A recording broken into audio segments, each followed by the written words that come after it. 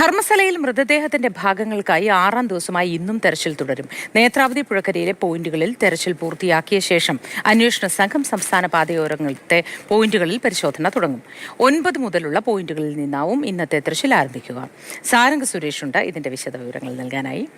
Sarang, good morning. വീണ്ടും അടുത്ത പോയിന്റിലുള്ള തെരച്ചിലാണ് നടത്തുന്നത്. മറ്റ് അത്യാധുനിക സംവിധാനങ്ങളൊക്കെ ഉപയോഗിച്ച് ഇനി അങ്ങോട്ട് തെരച്ചിൽ നടത്തണം എന്നൊരു അഭിപ്രായം ഉണ്ടായിരുന്നല്ലോ. അത് സംബന്ധിച്ച് DGPയുടെ അനുമതിയൊക്കെ ലഭ്യമായോ? അത് ഉപയോഗിക്കുമോ പുതിയ സംവിധാനങ്ങൾ? മോത്തി, ഇത്തരത്തിൽ അത്യാധുനിക സംവിധാനങ്ങൾ ഉപയോഗിച്ചുകൊണ്ടുള്ള ഒരു തെരച്ചിലിന് ഇപ്പോഴും അന്തിമ അനുമതി ആയിട്ടില്ല എന്ന് തന്നെയാണ് നമുക്ക് മനസ്സിലാക്കാൻ സാധിക്കുന്നത്. ഇന്ന് ഇത്രയും ദിവസമായി വലിയ തോതിൽ ഭൂപ്രകൃതി കൊണ്ട് വലിയ പ്രയാസങ്ങൾ സൃഷ്ടിച്ചിരുന്ന ആ ഒരു മേഖലയിൽ എനിക്ക് തൊട്ടരികിലായി കാണുന്ന നേത്രാവതി പുഴക്കരയോട് ചേർന്ന് നിൽക്കുന്ന പ്രദേശങ്ങളായിരുന്നു 1ാമത്തെ പോയിന്റ് മുതൽ 8ാമത്തെ പോയിന്റ് വരെയുള്ള പ്രധാനപ്പെട്ട പോയിന്റുകളൊക്കെ തന്നെ.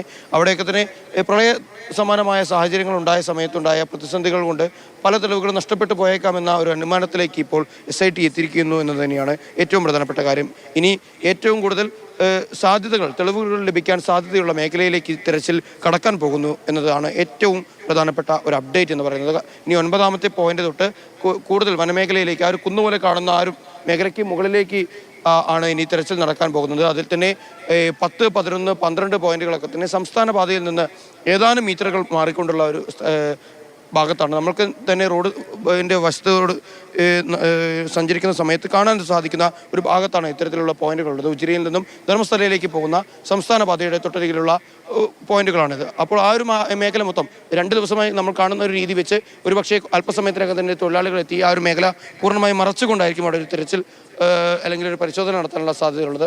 മാധ്യമങ്ങൾക്കൊക്കെ തന്നെ ദൃശ്യങ്ങൾ ആ സമയത്ത് പകർത്തുന്നതിന് ചെറിയ തോതിൽ വിലക്കുണ്ട്.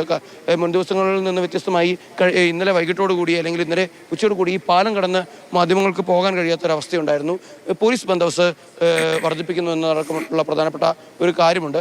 അതോടൊപ്പം തന്നെ നേരത്തെ പ്രത്യേക അന്വേഷണ സംഘത്തിൻ്റെ ചുമതലക്കാരനായിരുന്ന DGP പ്രണബ് മൊഹന്തിയെ കേന്ദ്ര ഡെപ്യൂട്ടേഷന് വിടാൻ പോകുന്നു എന്നുള്ള തരത്തിലുള്ള ചില വാർത്തകളൊക്കെ തന്നെ വന്നിരുന്നു. എന്നാൽ കർണാടക സർക്കാർ ഇപ്പോൾ അതിന് തയ്യാറല്ല എന്ന പ്രധാനപ്പെട്ട ഒരു വാർത്ത കൂടി വരുന്നുണ്ട്.